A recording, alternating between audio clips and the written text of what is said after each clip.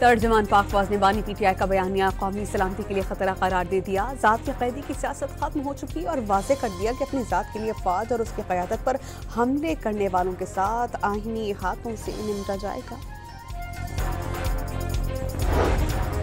तहरीक इंसाफ पर पाबंदी का इशारा, सबूत काबीना और आईनी अदालत में पेश किए जाएंगे। वफाकी वजीर हुज़ैफा रहमान की डॉन न्यूज़ के प्रोग्राम इन फोकस में गुफ्तगू। परफॉर्मेंस में दुरुस्त न होने पर वज़ीर आला खैबर पख्तूनख्वा के खिलाफ तहरीक अदम एतमाद का इंतबाह।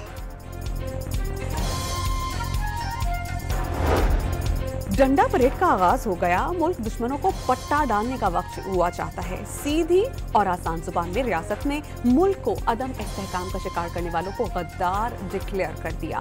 फैसल वावडा का ट्वीट।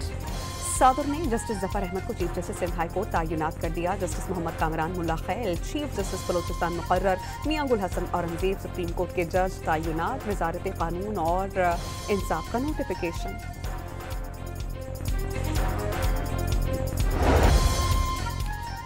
चंद बरसों में 1.5 लाख पाकिस्तानियों ने सियासी पनाह हासिल कर ली। सियासी पनाह लेने वालों के पासपोर्ट की तजदीद पर पाबंदी आयद है। DG पासपोर्ट की पब्लिक अकाउंट्स कमेटी को ब्रीफिंग।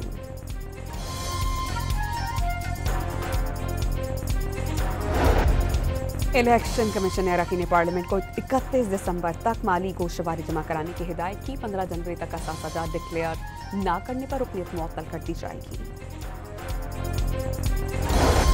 और इस्राएली काबीना ने अगले साल के लिए $35 अरब का जंगी बजट मंजूर कर लिया। पिछले साल गजा जंग में सहूनी रियासत को $31 अरब खर्च करना पड़ेगा।